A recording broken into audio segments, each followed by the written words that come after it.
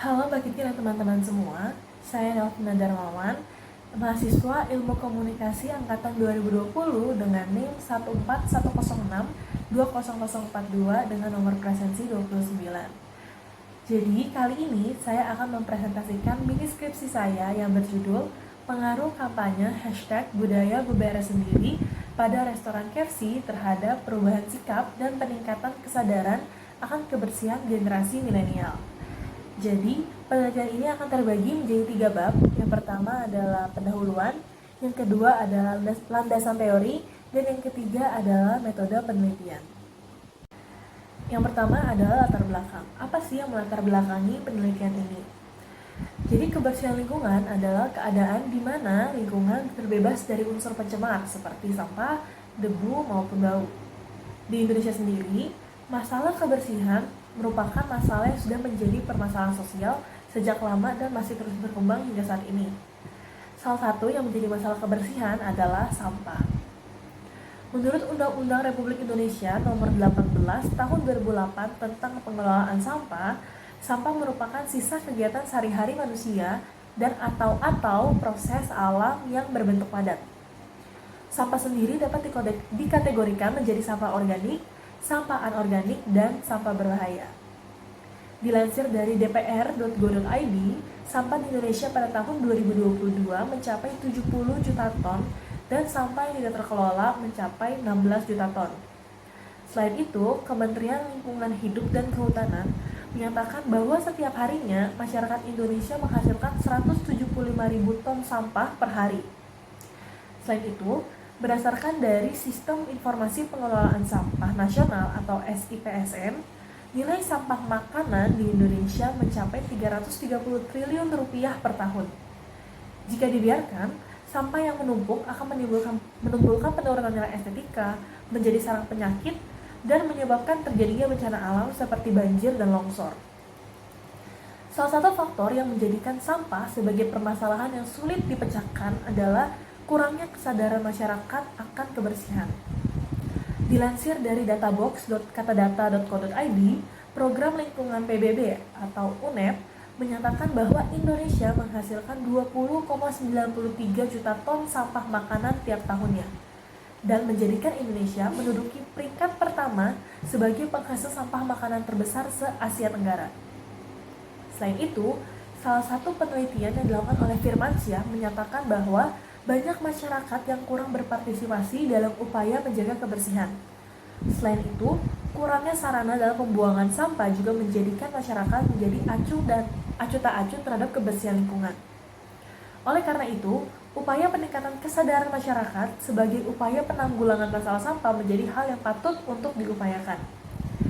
Salah satu cara yang dilakukan untuk memulai dan meningkatkan kesadaran masyarakat tentang kebersihan khususnya oleh pelaku usaha adalah dengan mengadakan program CSR atau Corporate Social Responsibility. CSR dapat diartikan sebagai sebuah komitmen yang bersifat kontinu bagi para pelaku usaha untuk memberikan kontribusi kepada perkembangan ekonomi komunitas atau masyarakat beserta dengan peningkatan taraf hidup serta keluarga. Kampanye #Budaya Beberes sendiri merupakan salah satu program CSR yang digalakan oleh PT Fast Food Indonesia yang menaungi restoran cepat saji KFC. Program ini bertujuan untuk mengajak konsumen untuk merapikan meja dan sampah makanan untuk dibuang ke tempat yang telah disediakan oleh restoran. Selain itu, program ini juga dilakukan sebagai upaya meningkatkan kesadaran diri sendiri dan bentuk kepedulian diri atas kebersihan lingkungan.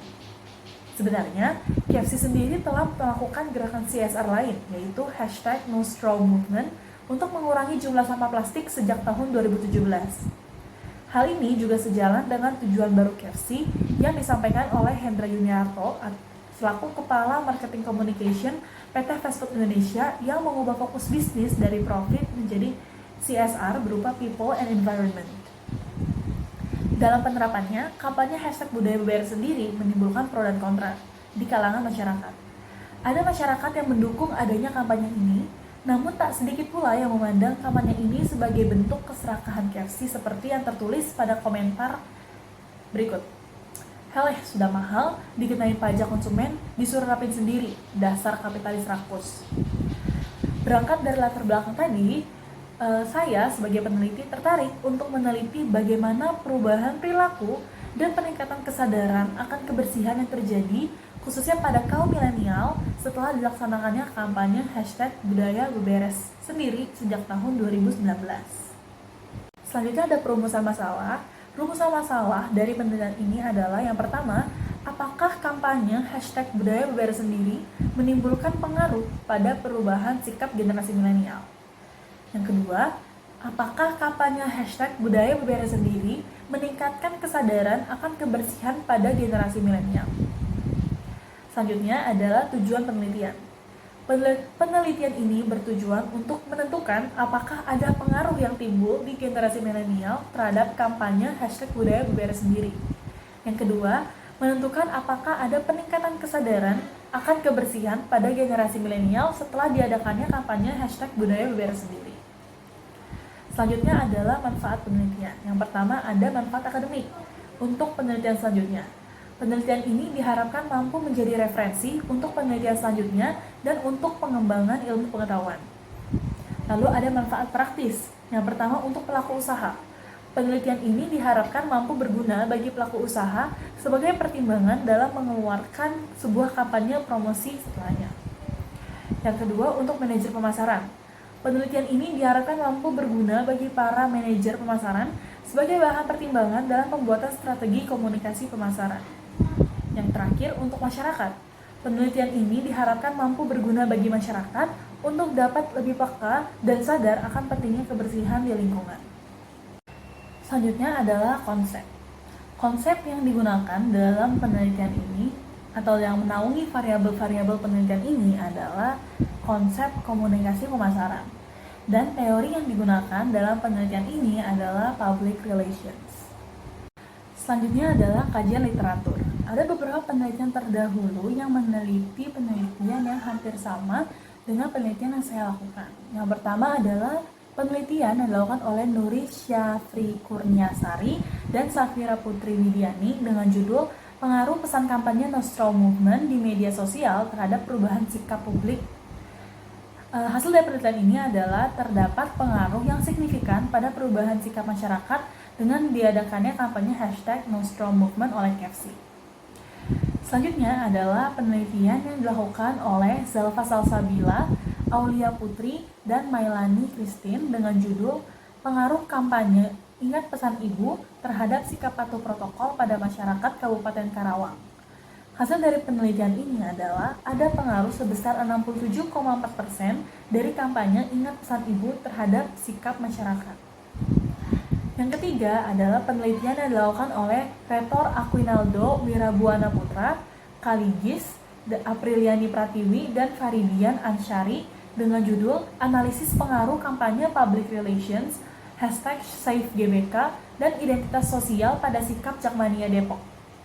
Hasil dari penelitian ini adalah adanya pengaruh yang signifikan pada sikap Jakmania terhadap kampanye #SaveGBK. Hal ini berdasarkan hasil deskriptif kuantitatif rata-rata variabel teknik kampanye dan variabel sikap yang tinggi serta hasil uji regresi berganda. Selanjutnya adalah penelitian yang dilakukan oleh Krisyanti, Ilona VOS, dan Anjang Priliantini dengan judul Pengaruh Kampanye #Pantang Plastik terhadap Sikap Ramah Lingkungan, survei pada pengikut Instagram @greenpeaceid. Penelitian ini menyimpulkan bahwa terdapat pengaruh kuat antara kampanye dengan sikap masyarakat berdasarkan uji korelasi karena dengan angka antara 0,6 sampai 0,799 dan berdasarkan uji koefisien determinasi terdapat pengaruh antara kampanye #Pantang Plastik dengan sikap ramah lingkungan. Lalu penelitian selanjutnya dilakukan oleh Siti Khadijah dan Siti Marfua Yuliati dengan judul Program Kampanye #Budaya Beberes terhadap Partisipasi Masyarakat untuk Membuang Sampah Sendiri. Penelitian ini menyimpulkan program kampanye #Budaya Beberes sendiri memberikan pengaruh yang positif pada partisipasi masyarakat untuk membuang sampah sendiri. Selanjutnya adalah penelitian yang dilakukan oleh Gandhi Desardi dan L. Krisnatalia dengan judul Pengaruh Kampanye PR Gojek #Pesan dari Rumah terhadap kesadaran konsumen dalam menaati protokol Gojek. Penelitian ini menyimpulkan bahwa terdapat pengaruh yang positif antara kampanye dengan kesadaran konsumen dilihat dari nilai analisis regresi yang memiliki angka yang positif. Selanjutnya, penelitian dilakukan oleh Siska Merdekawati dan Marta Trilestari dengan judul Pengaruh Kampanye pada YouTube web series Tropicana Slim, Sore Istri dari Masa Depan terhadap sikap gaya hidup sehat mahasiswa perguruan tinggi swasta di Kota Bandung. Penelitian ini menyimpulkan bahwa ada pengaruh signifikan dari kampanye terhadap sikap mahasiswa dari platform yang digunakan yaitu YouTube sebesar 45,9%. Penelitian selanjutnya dilakukan oleh Alivia Zahira Shofa Setiawan dan Jovanka Maura Agisti dengan judul Analisis Kampanye Waste Down Kindness Up di Instagram Sociola terhadap perubahan perilaku masyarakat. Penelitian ini menyimpulkan bahwa ada pengaruh antara kampanye dengan perubahan perilaku masyarakat sebesar 22,1% melalui uji korelasi antar variabel. Penelitian selanjutnya dilakukan oleh Wanda Hanifa, Elizabeth Nugraheni Prananingrum, dan Vera Wijayanti Sucipto dengan judul Pengaruh Kampanye #Pawai Bebas Plastik terhadap perilaku peduli lingkungan followers Instagram @IDDPKP. Penelitian ini menyimpulkan bahwa terdapat hubungan yang kuat antara kampanye dengan perubahan perilaku masyarakat dengan hasil uji koefisien korelasi berada di antara 0,61 hingga 0,80. Selanjutnya, penelitian dilakukan oleh Fasya Syifa Mukma, Renisha Nasari, dan Khalifa Soliha dengan judul Pengaruh Kampanye Stay at Home di Media Sosial terhadap motivasi dan sikap peduli kesehatan sesama masyarakat di DKI Jakarta selama pandemi COVID-19. Penelitian ini menyimpulkan bahwa ada pengaruh yang kuat antara kampanye dengan motivasi dan sikap peduli kesehatan sesama masyarakat. Terdapat persamaan dan perbedaan penelitian di atas yang tadi saya sebutkan dengan persamaan penelitian ini. Yang pertama, untuk jurnal yang pertama, artikel pertama, kedua, ketiga, keempat, keenam, ketujuh, kedelapan, kesembilan, dan ke-10 memiliki perbedaan, yaitu perbedaan judul kampanye yang digunakan. Namun masih memiliki persamaan, yaitu memiliki kesamaan variabel X, yaitu kampanye. Variabel X-nya yaitu kampanye, dan variabel Y yang menjadi pengaruh, yaitu sikap dan juga kesadaran. Sementara pada artikel kelima tidak memiliki perbedaan atau memiliki kesamaan variabel X yaitu kampanye, kesamaan judul kampanye, dan kesamaan variabel Y yang menjadi pengaruh yaitu sikap. Selanjutnya adalah variabel X. Variabel X adalah variabel independen yang mengikat variabel lainnya. Variabel independen adalah variabel yang memberikan pengaruh atau mempengaruhi hasil dari penelitian. Variabel X itu disebut sebagai variabel independen karena dia dapat berdiri sendiri tanpa perlu dipengaruhi variabel lainnya, menurut Creswell. Variabel X dalam penelitian ini adalah kampanye #budaya beberes sendiri. Lalu variabel Y. Variabel Y adalah variabel dependen yang diikat oleh variabel independen. Variabel dependen ini disebut sebagai variabel dependen karena variabel ini adalah pengaruh atau hasil dari variabel independen. Variabel Y adalah variabel yang tidak dapat berdiri sendiri karena memerlukan variabel yang mempengaruhi menurut Creswell. Variabel Y dalam penelitian ini adalah sikap dan kesadaran akan kebersihan pada generasi milenial. Selanjutnya ada model penelitian. Berdasarkan masalah penelitian, tujuan penelitian, konsep, kajian literatur, dan penjabaran variabel X dan variabel Y di atas, maka dapat dibuat model penelitian seperti gambar di samping. Berdasarkan kajian-kajian di atas, maka dapat kita tarik hipotesis teori, yaitu HA1, kampanye #budaya beberes sendiri memiliki pengaruh pada sikap generasi milenial, atau HO1, kampanye #budaya beberes sendiri tidak memiliki pengaruh pada sikap generasi milenial. Lalu HA2, kampanye #budaya beberes sendiri memiliki pengaruh pada peningkatan kesadaran kebersihan generasi milenial. Lalu HO2, kampanye #budaya beberes sendiri tidak memiliki pengaruh pada peningkatan kesadaran kebersihan generasi milenial. Selanjutnya adalah paradigma penelitian. Paradigma adalah sebuah model atau kerangka yang dijadikan sebagai dasar dalam mengamati dan memahami sebuah fenomena, menurut Bebby. Paradigma yang digunakan dalam penelitian ini adalah interaksi simbolik. Menurut Bebby, interaksi simbolik adalah sebuah paradigma yang memandang perilaku manusia sebagai sebuah pengertian dari proses interaksi sosial dan makna tersebut menciptakan interaksi lainnya. Jika melihat judul penelitian ini, yaitu pengaruh kampanye #budaya beberes sendiri pada restoran KFC terhadap perubahan sikap dan peningkatan kesadaran milenial atas kebersihan, dapat disimpulkan bahwa penelitian ini meneliti dampak dari sebuah interaksi simbolik. Proses interaksi yang dilakukan dalam penelitian ini adalah interaksi yang dilakukan oleh KFC dengan membuat kampanye #budaya beberes sendiri, yang berdasarkan hipotesis yang dibuat mempengaruhi sikap dan meningkatkan kesadaran kaum generasi milenial terhadap kebersihan. Selanjutnya adalah pendekatan penelitian. Pendekatan penelitian adalah rencana yang menjangkau langkah-langkah dari metode yang luas menjadi metode yang lebih terperinci dalam mengumpulkan data, menganalisis data, dan menginterpretasi data, menurut Creswell. Pendekatan yang digunakan dalam penelitian ini adalah pendekatan kuantitatif.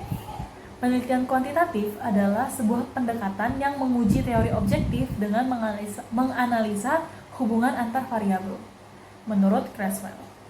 Penelitian kuantitatif biasanya mengukur fenomena secara numerik menurut Van der Stoep dan Johnston. Lalu, metode penelitian. Penelitian ini menggunakan metode survei. Survei adalah salah satu metode penelitian di mana peneliti memilih sampel dan memberikan kuesioner kepada responden yang telah ditentukan menurut Bebby. Karena penelitian ini fokus dalam meneliti perubahan sikap, maka metode survei dianggap saya menjadi metode yang sangat tepat dalam penelitian ini. Dikutip dari Bebby, survei dianggap sebagai metode yang tepat dalam mengukur sikap dan orientasi dalam populasi yang besar. Lalu, populasi, sampel, dan teknik penarikan sampel. Populasi adalah seluruh kelompok orang, peristiwa, atau hal-hal lainnya yang akan diamati untuk ditarik kesimpulan menurut Uma Sekaran dan Bumi. Populasi dalam penelitian ini adalah mahasiswa program studi Ilmu Komunikasi Universitas Negeri Jakarta angkatan 2020 hingga 2022 yang berjumlah kurang lebih 340 mahasiswa. Lalu sampel. Sampel merupakan wakil dari populasi, yaitu beberapa individu yang diambil dari populasi, menurut Uma Sekaran dan Bumi. Sampel pada penelitian ini adalah mahasiswa program studi Ilmu Komunikasi Universitas Negeri Jakarta angkatan 2020 hingga 2022. Lalu ada teknik penarikan sampel. Teknik penarikan sampel merupakan suatu cara untuk menentukan sampel yang akan digunakan sebagai sumber data penelitian. Menurut Uma Sekaran dan Roger Buggy, ada dua teknik penarikan sampel, yaitu probability sampling dan non-probability sampling. Dalam penelitian ini, saya menggunakan teknik non-probability sampling. Jenis sampel non-probabilitas yang saya pilih adalah quota sampling.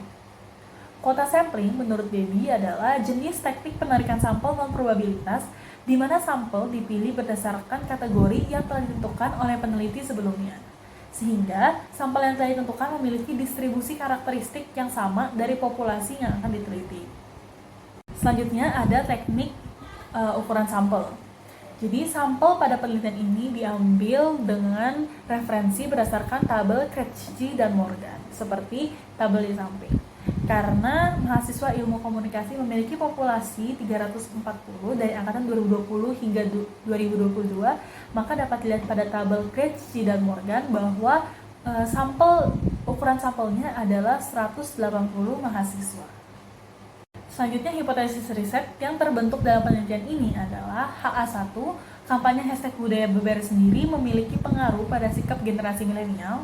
HO1, kampanye #budaya beberes sendiri tidak memiliki pengaruh pada sikap generasi milenial. HA2, kampanye #budaya beberes sendiri memiliki pengaruh pada kesadaran kebersihan generasi milenial. Dan HO2, kampanye #budaya beberes sendiri tidak memiliki pengaruh pada kesadaran kebersihan generasi milenial. Lalu ada hipotesis statistik. Hipotesis riset di atas memiliki toleransi kesalahan hipotesis sebesar 5%. Oleh karena itu, jika nilai signifikansi di bawah 0,05, maka hipotesis diterima. Sebaliknya, jika nilai signifikansi berada di atas 0,05, maka hipotesisnya akan ditolak. Selanjutnya adalah metode pengumpulan data. Metode pengumpulan data yang digunakan dalam penelitian ini adalah kuesioner. Kuesioner berdasarkan Uma Sekaran dan Bogi adalah kumpulan pernyataan dengan tujuan untuk mendapatkan jawaban dari responden. Jenis kuesioner yang dipilih dalam penelitian ini adalah kuesioner elektronik. Kuesioner elektronik akan disebar melalui media sosial WhatsApp sesuai kategori yang telah ditentukan oleh peneliti. Jenis kuesioner elektronik ini dipilih menimbang kelebihan dari kuesioner elektronik, antara lain dapat menjangkau sampel dengan cepat, responden dapat mengisi kuesioner tanpa ada rasa terbebani dan mudah untuk diikuti. Lalu, skala yang digunakan dalam kuesioner ini adalah skala Likert. Skala Likert digunakan untuk mengukur seberapa setuju dan seberapa tidak setuju seseorang atas sebuah pernyataan, menurut Uma Sekaran dan Bogi. Peneliti akan menggunakan skala dari 1 sampai 4 yang dijelaskan pada tabel berikut. Selanjutnya adalah metode pengukuran data yang terdiri dari validitas dan reliabilitas. Validitas akan dilakukan menggunakan alat bantu IBM SPSS versi 25. Uji validitas adalah sebuah uji tentang seberapa baik sebuah instrumen untuk mengukur sebuah konsep, menurut Uma Sekaran dan Bogi. Uji validitas yang digunakan adalah validitas konvergen atau tes validitas yang menguji dua instrumen yang berbeda dengan konsep yang sama memiliki korelasi yang tinggi. Dalam menguji validitas, kita akan menghitung R hitung dan membandingkannya dengan R tabel. Jika R hitung memiliki nilai lebih besar dibandingkan R tabel, maka sebuah pernyataan dianggap valid dan juga kebalikannya. Jika R hitung di bawah dari R tabel, maka pernyataan tersebut tidak valid. Selanjutnya adalah reliabilitas. Sama, pengujian reliabilitas dilakukan menggunakan alat bantu IBM SPSS versi 25. Uji reliabilitas adalah sebuah uji tentang seberapa konsisten sebuah instrumen dalam mengukur sebuah konsep. Uji reliabilitas yang dilakukan adalah uji konsistensi antar item atau tes reliabilitas yang menguji konsistensi jawaban responden terhadap segala item yang diukur. Dalam uji reliabilitas, kita akan menghitung nilai Cronbach alpha. Jika nilai Cronbach alpha melebihi 0,6, maka pernyataan tersebut dianggap reliable dan begitu pula sebaliknya. Selanjutnya adalah metode analisis data. Metode analisis data yang digunakan dalam penelitian ini adalah metode analisis multivariat. Untuk menguji apakah ada pengaruh antara variabel independen terhadap variabel dependen, maka digunakan analisis regresi berganda, R-square, F-test, dan T-test. Analisis linear berganda dilakukan untuk mengukur hipotesis di mana sebuah variabel independen mempengaruhi beberapa variabel dependen, menurut Uma Sekaran dan Bogi. R-square dilakukan untuk mengukur seberapa kuat variabel independen dalam menjelaskan variabel dependen. F-test dilakukan untuk mengukur apakah variabel independen memiliki pengaruh terhadap variabel dependen. T-test digunakan untuk mengukur seberapa besar pengaruh variabel independen terhadap variabel dependen. Selanjutnya adalah keterbatasan dan kelemahan penelitian. Penelitian ini memiliki keterbatasan dari segi populasi. Populasi yang digunakan bersifat areal, sehingga kurang mampu mendeskripsikan kaum milenial secara menyeluruh. Hal ini juga dikarenakan terlalu banyaknya kaum generasi milenial yang ada di Indonesia, sehingga sulit bagi peneliti untuk mencakup seluruh populasi. Dari segi sampel, penelitian ini hanya terbatas pada mahasiswa ilmu komunikasi angkatan 2020 hingga 2022. Dari segi analisis data, penelitian ini terbatas pada penentuan sikap yang ada pada generasi milenial dan tidak meneliti perubahan sikap yang seperti apa yang ditunjukkan oleh generasi milenial terhadap kampanye. Penelitian ini juga memiliki kelemahan dalam bidang teori yang digunakan. Teori yang digunakan dalam penelitian ini tidak menggambarkan konsep komunikasi pemasaran secara menyeluruh, atau hanya sebagian kecil saja dari konsep komunikasi pemasaran, yaitu public relations. Variabel yang digunakan juga tidak menggambarkan public relations dengan seluruhnya atau hanya sebagian kecil dari teori public relations, yaitu kampanye public relations. Selanjutnya adalah definisi operasional. Variabel bebas yang digunakan dalam penelitian ini adalah kampanye public relations. Kampanye dalam public relations menurut Roger dan Story merupakan serangkaian kegiatan komunikasi yang dilakukan secara terorganisir dan berkelanjutan untuk menciptakan dampak tertentu terhadap publik suatu lembaga dalam periode waktu tertentu. Dimensi kampanye public relations adalah receptiveness atau pesan kampanye dapat diterima dengan baik di masyarakat. Understandable, pesan kampanye dapat dimengerti dengan baik oleh masyarakat, dan juga branding. Pesan kampanye mampu meningkatkan citra brand di masyarakat dan pesan kampanye dapat menciptakan positioning yang baru di masyarakat. Variabel terikat yang digunakan dalam penelitian ini adalah sikap dan kesadaran masyarakat. Sikap menurut L.L. Tursion adalah tingkatan kecenderungan yang bersifat positif atau negatif yang berhubungan dengan objek psikologi. Kesadaran merupakan kemampuan individu mengadakan hubungan dengan lingkungannya serta dengan dirinya sendiri dan mengadakan pembatasan terhadap lingkungannya serta terhadap dirinya sendiri.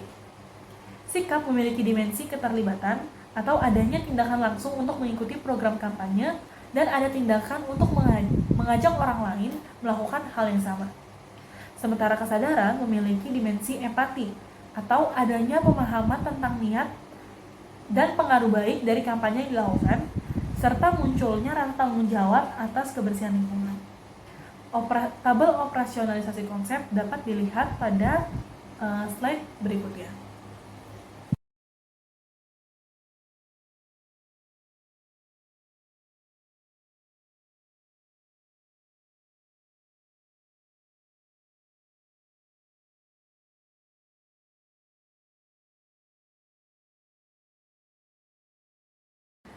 Sekian presentasi penelitian kuantitatif dari saya. Terima kasih telah mendengarkan.